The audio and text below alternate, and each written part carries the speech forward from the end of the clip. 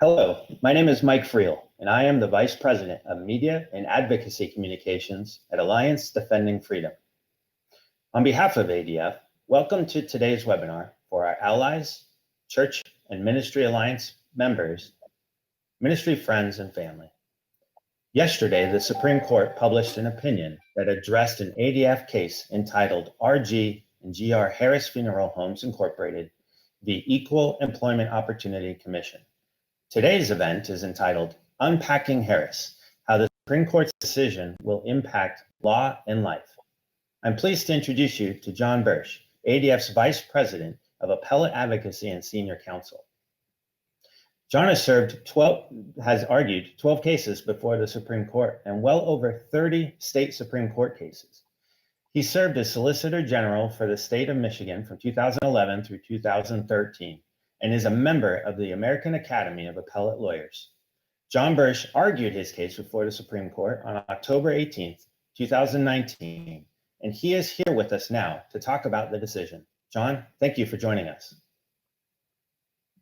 Thank you, Mike. Happy to be here.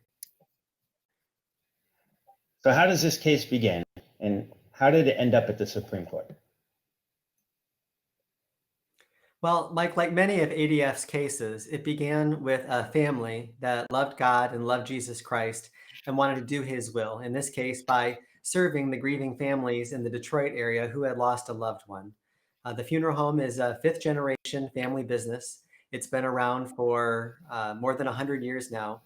And their one goal was to help those families process their grief so that they could get to a better place. And that's not an easy thing to do.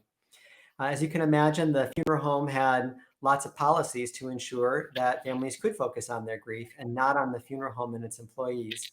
And those included professional codes of conduct and a dress code that was sex-specific and very professional. They hired a funeral director, a male employee, Anthony Stevens, who was going to serve in this position as the face of the funeral home. A funeral director has a lot of important responsibilities. They are often the first contact with the family after they have lost a loved one. They will take the body of the deceased back to the funeral home for preparation. They could be involved in arrangements and then the wake. So they are instrumental to the funeral home. And Stevens agreed to abide by all of the funeral home's policies, including that sex-specific dress code, for nearly 6 years. Well, at that point, Stevens presented the owner of the funeral home, Tom Ross, with a letter. And in that letter, Stevens indicated that he intended to be gone for 2 weeks and that upon returning would be presenting and dressing as a woman when meeting with the funeral home's grieving clients. Now that caused Tom to really stop and think about what to do. Of course, he was immediately concerned for Stevens and Stevens' welfare. He knew that Stevens was married and had a wife and was concerned about her as well. He also considered the impact this would have on his other female employees, including an 80-year-old woman who would be sharing a restroom with Stevens. And finally, he considered the impact on Harris Funeral Home's client, the family and friends of a deceased loved one. And ultimately, he decided he couldn't go along with this plan. And that's what really began this litigation. Immediately, there were legal implications that Tom had to think about. And so he started reaching out to a corporate attorney. This was a difficult situation for them. And soon he became connected with Joel Kirkpatrick, an ADF allied attorney, who generously donated his time to advise Tom in this difficult situation. Well, the EEOC, which is a federal agency that is involved in policing our nation's employment laws, got involved, and they saw this as a test case. They thought that they could rewrite the national employment laws, which prohibit discrimination based on sex, to include protection based on sexual orientation and gender identity. And on that basis, they brought this lawsuit. And along the way, Stevens intervened as a plaintiff.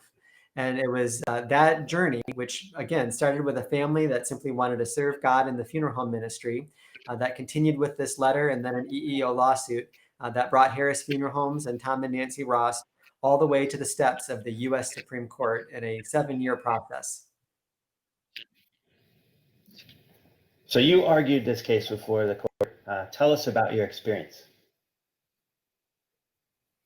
Happy to. First, everybody should have the opportunity to go and watch a case at the U.S. Supreme Court. There's so much history and tradition there. So many of the things that we read about in our history books are directly related to things that have happened in that building and decisions the court has issued.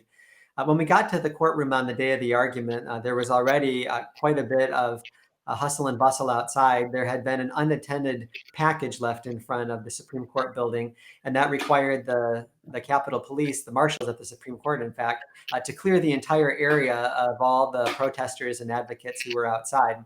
And we had to be escorted through a side door into the courtroom. Once we were inside, things were a little more peaceful. At 10 o'clock in the morning, roughly, a buzzer goes off and everybody in the courtroom stands up, including the lawyers and everybody attending.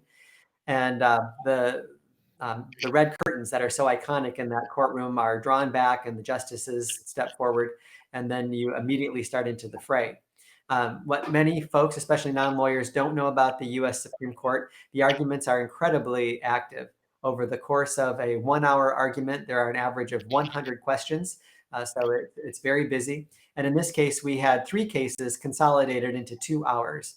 The first 2 cases involving 2 other companies centered around the question of whether sex discrimination included a classification based on sexual orientation. And so that's what took up the first hour. And then our case on behalf of Harris Funeral Homes and Tom Rost involved the question of whether sex discrimination included gender identity.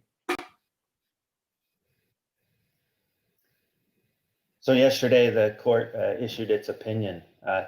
Tell us your response in reading the opinion. What did the opinion say, and what should we know about it? Well, the opinion was very disappointing and reflected very little of what had been discussed at the oral arguments. Maybe I'll start with a little bit more on that portion of the story. The position of the ACLU representing Stevens, because at this point, the EEOC and the federal government had changed position and were now supporting Tom and the funeral home. But the ACLU's position was that it's impossible to think about someone's sexual orientation or their gender identity without thinking about their sex. And so if there is a prohibition on sex discrimination, it necessarily includes differential treatment based on these other categories as well. But as the questions came out at the oral argument, it was immediately apparent that that premise of the ACLU's was wrong. For example, one of the justices asked the attorney in the first hour involving the sexual orientation question, the attorney representing the plaintiff employees, well, what if the employer made a decision based on someone's sexual orientation and they didn't know that employee's sex? And she said, well, in that case, it wouldn't be a violation of the statute. Well, that seemed like a pretty logical answer and one that we wholeheartedly embrace. And there were other questions that came up during our hour. What if you had an employment application and it asked for someone's gender identity, but it did not ask for their sex? And the employer made a decision on that basis. That made it crystal clear that you could make a decision about someone's gender identity and not know anything about their sex. The two are independent concepts. They don't have to be related. And even in the opinions that came out yesterday, Justice Kavanaugh used a hypothetical of 2 women and 2 men. And one of the women and one of the men was same-sex attracted and the other 2 were heterosexual, or some variation on that theme. And he said, if the employer decided that they would not hire the 2 women because they were women, that would be discrimination based on sex. But if the employer decided not to hire the 2 individuals who had same-sex orientation as their identity, that would be something else entirely. That would be sexual orientation discrimination. And whatever you think about what rights should be protected in this context, what's crystal clear is that sexual orientation and gender identity were not included in Title VII, the federal employment law statute. In fact, activists have tried to amend that statute many times over the years. At least 50 times they've tried to add the phrase sexual orientation to the protected categories, and at least a dozen times they've tried to add gender identity, and those have never been successful. And even more fundamentally, the whole idea of interpreting a statute is that it shouldn't change its meaning over time, that you have to give it its original public meaning, which requires the court to consider what an ordinary American with a reasonable command of English would have understood the statute to mean at the time that it was passed. Well, here we're dealing with Title VII, which was enacted in 1964. And there isn't a person in the United States in 1964, if you could take a time machine and go back to that year, that would have looked at the words of Title VII and assumed that they prohibited differential treatment based on sexual orientation and gender identity. The vast majority of Americans had never even heard of the concept of gender identity.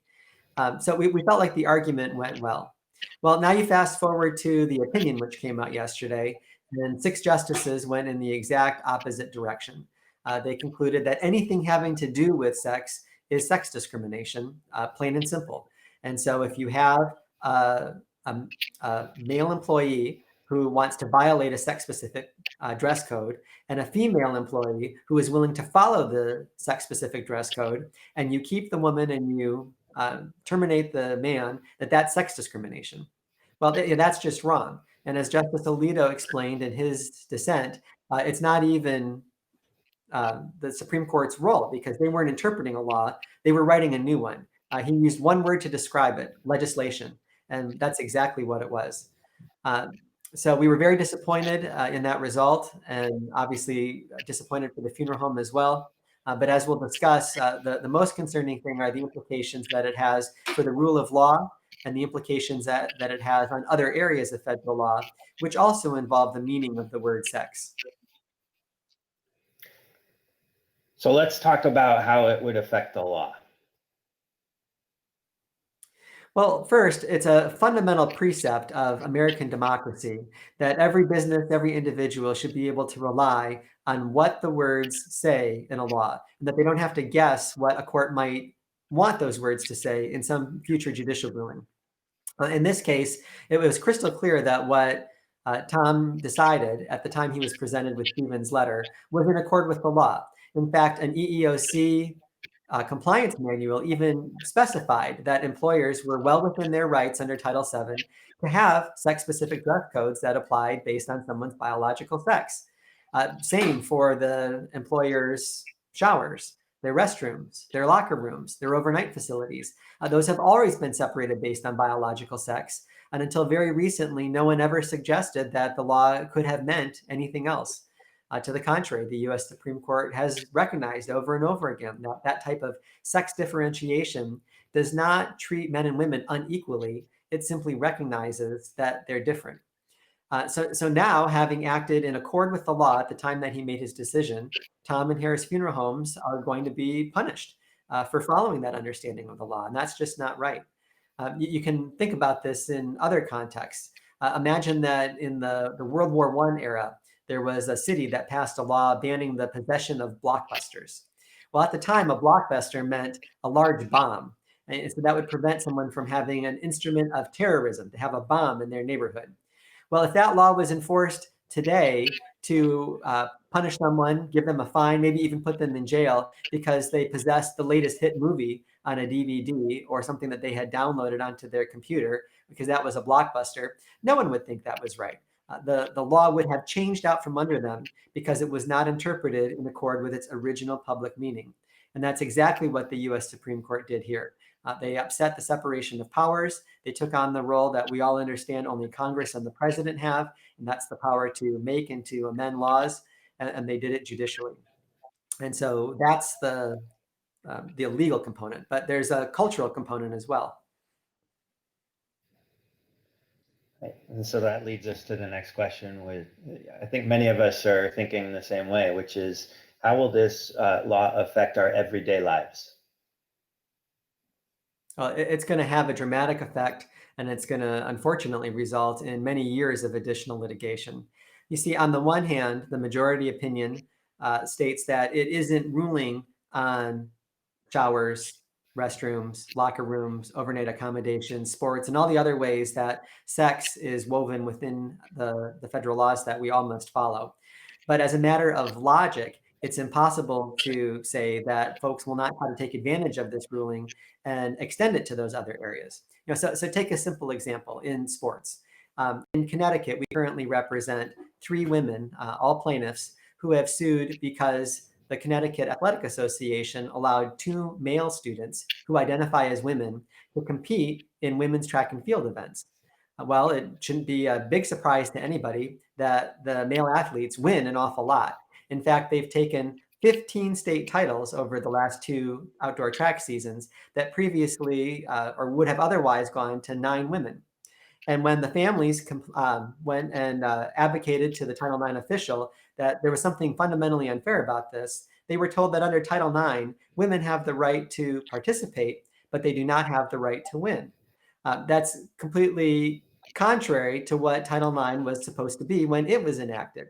It was supposed to provide equal opportunity to women and girls in sports. And yet, if you extend the logic of the opinion that the Supreme Court issued yesterday in the Harris, Bostic, and Zarda cases, then that claim in athletics is in serious trouble because lower court could reasonably construe the opinion to say that they are not protected based on their sex. And we will continue to fight vigorously. There are reasons that you can differentiate sports and Title IX from Title VII and employment, but that's something that all of us need to be concerned about. Next, think about privacy facilities, specifically focused not so much on the showers and the restrooms and the locker rooms. We're already seeing how the conflict over those facilities and gender ideology is playing out at high schools and colleges across the country. But think about something as fundamentally important as a women's shelter. There's one in Alaska, the Downtown Hope Center, and they cater to everyone by day, serving meals and providing aid and assistance to the homeless and others who need it. But at nighttime, it's a women's shelter. They provide a safe haven for women who have been abused. Well, there was a man who presented as a woman and demanded admission at night so that he could sleep in the same room as the women who had been raped, trafficked, and abused. And the Anchorage City Council insisted, under their anti discrimination ordinance, that the women's shelter had to allow that to happen. Now, fortunately, ADF was able to go into federal court, and we got an injunction that prevented that from happening. It stopped the city commission, and so all ended well there. But if the majority opinion is right in the US Supreme Court, you've got to wonder whether that would be the result next time. Because after all, if that man identifying as a woman had been born as a woman, then he would be allowed to sleep in that same room with the women who had been raped, trafficked, and abused. And so a court might say that too is sex discrimination.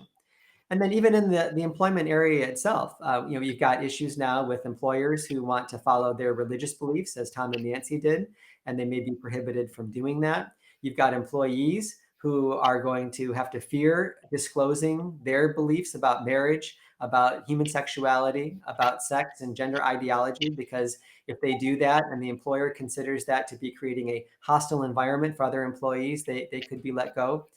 And you even need to be concerned about the things that you believe, the things that you think, the things that you say or write outside of the employment area, outside of your working hours.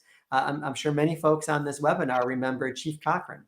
He was the fire chief in Atlanta. He had had an extremely distinguished career. He had even been recognized and appointed the national fire chief by President Obama for a year.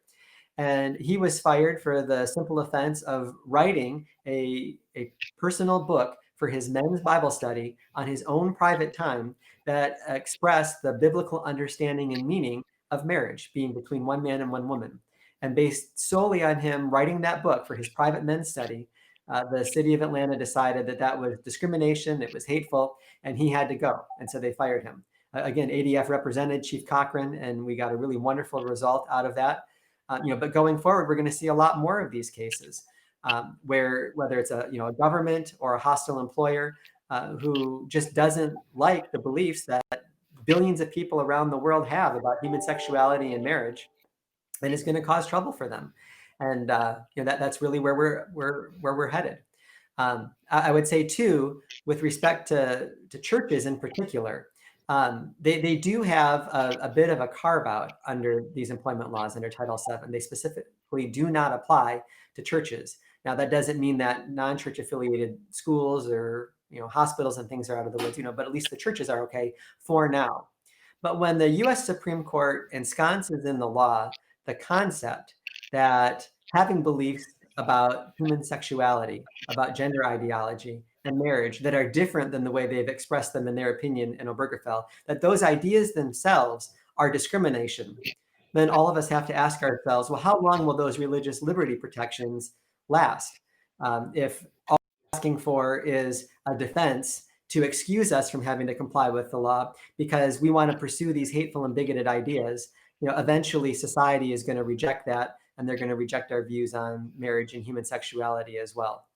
So this is a dangerous time. It's going to be a highly litigious time when everybody's going to need to rally together, not only to support those who stand up for their religious beliefs in these legal cases, but really to educate their family, their friends, their neighbors, and others about why we believe what we do about human sexuality and marriage. That those beliefs come from a place of love and always wanting what's best for the other person and respecting human dignity and respecting the way that God created our bodies, not from anything that's hateful or full of animus. And we can get into a little bit more of that. So you might have telegraphed this a bit, but we'd like to know kind of where does ADF go from here? Well, Alliance Defending Freedom is going to be the same place that it has always been, on the tip of the spear. And yeah, that's where I certainly intend to be. And as far as ADF is concerned, it's actually a two-pronged spear. Number one, we're going to be representing individuals, we're going to be representing businesses, we're going to be representing churches and schools and hospitals and women's shelters and athletes and anybody else who needs us to stand by their side to ensure that their religious liberty rights, their ability to practice their faith in the public square and not just in their church and in their home, is always safeguarded and protected.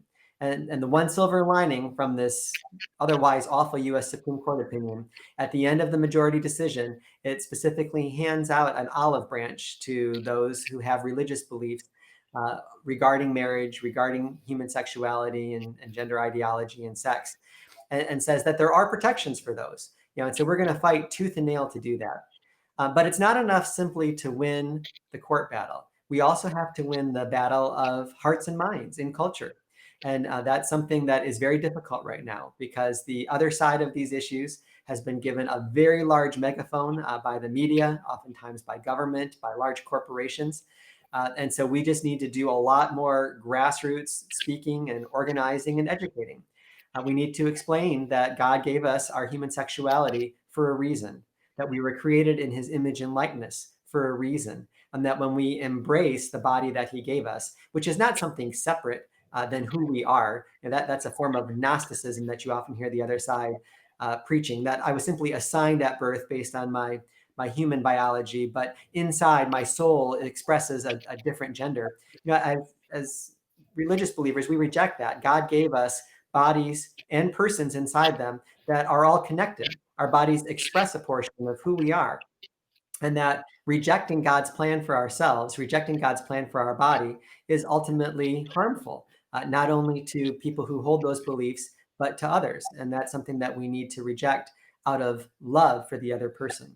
And the same is true of marriage. We understand that marriage is the coming together of a man and a wife, and the ultimate commitment, self-sacrificial love, always wanting what's best for the other person, that is so intense, so deep, that when it comes together in a physical conjugal union, that love actually creates a third person that needs its own name, a son or a daughter. And that this is a beautiful model for our culture, that the family is the building block of society. It is the domestic church. And that love between husband and wife and the child is a model of God's love for us, the Trinity, that the Father and the Son have so much love for each other that proceeding is the Holy Spirit. We have this third person, triune, but one. And that is how we are created in the image and likeness of God. That's how we're called to model God's love. And that when we do that, good things will happen. Now, you can talk about the science of all this, and that's completely on our side. You would never know that reading newspaper articles. But it remains scientifically a fact with respect to kids who are suffering from gender dysphoria, that 80 to 95% of them, if left to their own devices, will naturally align their body with their minds. Yet when you affirm someone's gender identity, they will suffer that dysphoria 100% of the time, the rest of their life. The studies show that having even a sex transition, affirming as much as you can possibly go, actually increases the suicide rate for the transgender population. So this truly is coming from a place of love. And this isn't to demean or to diminish in any way the very intense feelings that someone who's suffering from gender dysphoria might have, or those feelings of sexual attraction that someone who is same-sex attracted might have. But we're always called to teach in love what God has asked us to do with our bodies, the way God has asked us to live our lives, to align our will with God's and not to follow something that we just want to do or feel on our own. That is where true fulfillment comes from, where true joy comes from. And it's how we become the best version of ourselves. So ADF is going to be preaching this message far and wide to everyone who will listen. And we need to enlist every single person who is on this webinar and more besides to join us in this cultural battle. Because this case, just as Obergefell was kind of the siren song on same-sex marriage, just as Roe versus Wade and Casey were the siren song on abortion and the pro-life movement, this is the siren song on gender identity and what it means to be authentically human and intentionally sexed, made in the image and likeness of God. And so we've got a lot of work ahead of us. Sure, thank you for that. So, John, any final thoughts for our audience as we wrap up this interview? A number of final thoughts. First, I want to thank everybody who's watching this webinar that has supported us, that supported Tom and Nancy Ross, supported Harris Funeral Homes, and is supporting the ministry and the mission that ADF is advancing. As you know, all the legal services that we provide are at no cost to the clients. It's not cheap, unfortunately, to take cases all the way to the U.S. Supreme Court. And so we appreciate your financial support. We appreciate your moral support. We appreciate your prayers, and we appreciate your willingness to go out and talk to other people about these types of things. We also appreciate the many allied attorneys that we have out there who are doing the work on the ground that we cannot always get to. Not many people realize that Alliance Defending Freedom now has more than 3,000 allied attorneys around the world, people like Joel Kirkpatrick, who will step into the breach, stand up, and do what's right, defending God's view of the kingdom here on earth, even though that may not be the popular thing to do. It's certainly not the lucrative thing to do. So I'm just incredibly grateful to all those people. And then, as I just mentioned, I implore everyone to take this seriously, to learn more about why we believe what we do about marriage, why we believe what we do about human sexuality, why we reject categorically gender ideology, and really understand better this whole moral relativism that undergirds both of these issues and has infected society. When you see signs like love is love and love wins and you should never be fired for whom you love, all of those things represent this virulent strand of moral relativism that says, I can decide my own truth. I can do what I want. I don't need to worry about God because my happiness and my wellness as a human being does not depend on what God wants. It's all about what I want. So we need to push back about that. And with everyone rowing together in the same boat, we can move the culture, we can impact society, and that will make long-lasting benefits, not only for families, for employers, for churches and the like, but for individuals who often struggle with these issues. Lastly, I want to remind everybody that even when you hit a speed bump like this, there is great reason for hope. And I want to share a story on that and then some personal thoughts. As you can imagine, after the opinion came out, immediately I wanted to talk to Tom and Nancy Ross. This is just a devastating decision for them. They have been so brave, so courageous, and have shown so much love and compassion for others throughout 7 years of litigation. And now the Supreme Court has told them, I'm sorry, but we disagree with your position.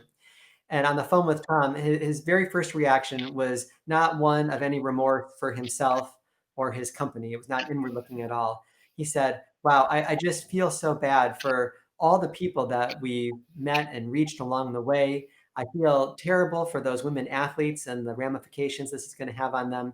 But he was so grateful for the relationships and for the blessings that God had sent to them, friendships, prayer warriors, church communities, all these things. It was just wonderful. It was obvious that his joy was in Christ, not in what was happening here on earth. It's just a wonderful, unsurprising attitude from a Christian business owner who deals with life and death issues in the funeral home business. But just so refreshing to hear that was his very first reaction. And by the way, pray for Tom and Nancy and for their family, for the business, and thank them for their courageousness in standing up in this situation. As for me personally, some have asked, well, don't you get down? Aren't you discouraged by all this? Here we've got this conservative Supreme Court, and now they did this this terrible thing, which is going to cause long-term harm to families and to society. And my answer to that is always an unequivocal no. I have joy in this situation because God calls us to do his will, to be his foot soldier, to be his hand and feet here on earth. But that does not mean that the road is always going to be smooth. He doesn't guarantee us courtroom victories. He doesn't guarantee us victories in the culture. He doesn't guarantee us any victories at all. All he guarantees us is salvation. But that's enough for me, and it's enough for all of us who love him, who praise him, who worship him, who understand that we're only here on the earth for a short time. That when you take the long view, the important thing is that we get to heaven. We take our spouses to heaven. We take our children to heaven, and that we take as many other souls to heaven with us as we possibly can. That's why we're all called to spread this message. And that message includes the message of God's lessons on marriage and human sexuality. And so I know, as all of you know, and I pray that you will feel in your hearts and your minds and your souls that God's got this, and that this is just a setback. It's nothing to feel bad about, as long as we continue to go out there, spread the will, or spread God's will, his message, and build a kingdom that all will be well. Because Christ has already won the victory for us. We're already redeemed, and we know the ending of this story. So keep up the good fight. Keep your spirits high. Rejoice in the day that Christ has made for us, and continue to move forward, pressing these types of issues, which we know are what are ultimately best for every human individual and society. Well, I know I'm really encouraged by what you just shared, John. That's really good information, and we really appreciate the time you spent with us and just your dedication to this work, this important work. For our Thank you, Mike. For our audience, I'd like to just take a minute to tell you that immediately following the session, we'd like to invite you to fill out a survey. Also, that we're going to be posting this recording of the session on our webpage, www.adflegal.org. We invite you to share the video with your network as well. If you would like more information about this case or other ADF initiatives, please feel free to visit our website, www.adflegal.org. If you'd like to talk with somebody from ADF, please do. You can call us at 1-800-835-5233.